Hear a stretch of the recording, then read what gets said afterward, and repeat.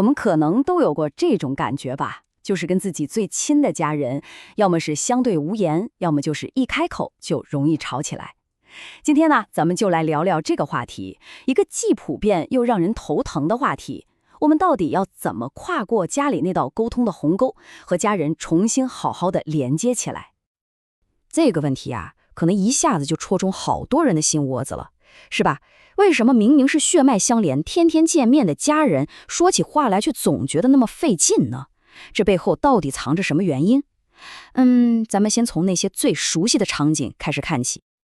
好，那我们就先来看看那些最容易让家里气氛变得紧张的雷区到底有哪些。这些场景啊，你听起来可能会觉得，哎，这不就是我家吗？就好像一场天天都在上演的战争一样。你看看这些，是不是感觉每一条都特别熟悉？父母觉得你的爱好没啥用，不务正业，你呢又觉得他们的观念早就过时了。从上什么学、做什么工作，到跟谁交朋友，甚至是你今天剪了个什么发型，穿了件什么衣服，任何一件小事都可能瞬间就点燃一场家庭战争。但是啊，我们换个角度想想，这句话又说出了多少离开家自己打拼的人的心声啊！等到你想再听妈妈的唠叨，可能都没有那个机会了。曾经觉得特别烦人的话，现在反而成了一种奢侈的念想。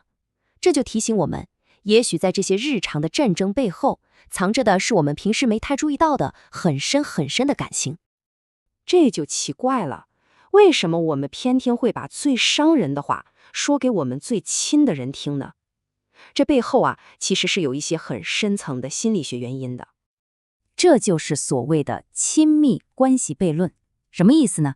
就是说啊，我们在家人面前会觉得特别安全，特别放松，但也正因为这样，我们常常会把所有的防备都卸下来。这种毫无保留的状态，有时候反而会让我们说出一些不过脑子，甚至很伤人的话。还有一种很常见的心理机制叫做转嫁，这个就很好理解了。你想象一下，你在公司受了气，又不敢跟老板发火，结果带着一肚子气回到家，这股火总得有个地方撒吧？那谁最安全呢？没错，就是最亲近的家人，他们就成了那个最无辜的出气筒。除此之外，还有一个很关键的点，就是我们的期望。我们对家人的期望值，那可是远远高于对其他人的。我们心里会觉得，他们应该是最懂我的人，应该无条件的支持我。所以啊，一旦这些期望没被满足，那种失望感就会来得特别强烈，甚至会一下子就变成愤怒和争吵。所以你看，很多时候冲突的发生啊，就是因为我们说话的方式。有些话真的就像一块一块的砖头，不知不觉就在我们和家人之间筑起了一堵又高又厚的墙。我们说话的方式决定了我们是在筑墙还是在搭桥。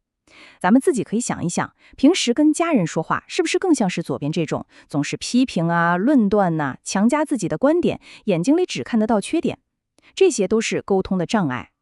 而真正有效的沟通是像右边这样，试着用开放式的问题去了解对方，用共情去感受，去肯定对方付出的努力，甚至有的时候安安静静的陪着，尊重那份沉默，本身就是一种特别好的沟通。有位心理学家说过一句话，我觉得特别震撼人心。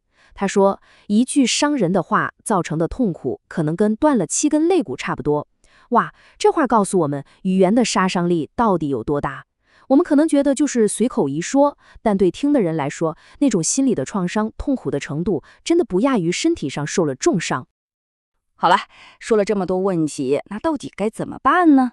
别急，沟通这门艺术其实是有方法可以学的，它更像是一种可以练习的技巧。想到建立连接，第一步也是最重要的一步，就是学会真正的去听。来，记住这个超简单的3步法。第一，不管怎么样，先让对方把话说完，千万别打断。第二，带着共情去回应，认可他们的感受。你可以说，我明白这让你很难过。第三，别光听他说了什么，还要看他的表情、他的动作，那些身体语言里藏着更多的信息呢。尤其是在教育孩子的时候啊，我们一定要分清楚什么是积极管教，什么是惩罚。你看，惩罚的重点是在错这件事上，目标就是立刻让这个行为停下来，但结果呢，很可能是恐惧和怨恨。而积极管教不一样，它的重点是引导，目标是让孩子慢慢学会自律，学会解决问题，最终呢是建立起自信和相互尊重的好关系。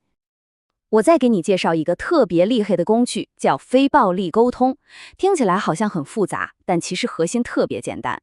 就是咱们先放下我是父母，你是孩子这种角色标签，就当成是两个平等的人在对话，试着多说说我的感受是和我的需要是，而不是总去指责说你怎么总是这样。同时呢，也去听听对方的话背后他真正的感受和需要是什么。好，最后我们来聊一个，可以说是在咱们的家庭关系里最容易被忽略，但又极其重要的一个行为——道歉。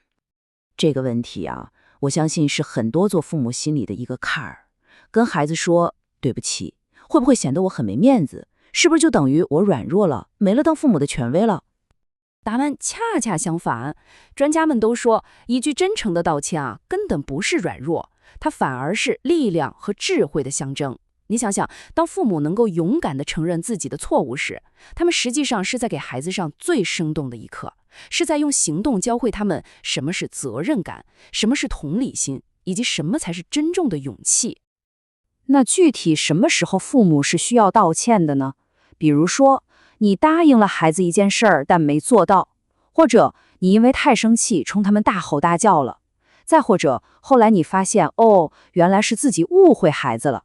在这些时候，一句真诚的对不起，真的是修复关系、重建信任最好的方式。好了，我们今天的分享就到这里了。最后，我想留一个问题给你自己，也给我自己。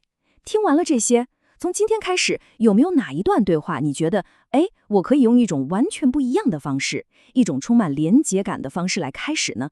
希望今天的内容能给你带来一些启发。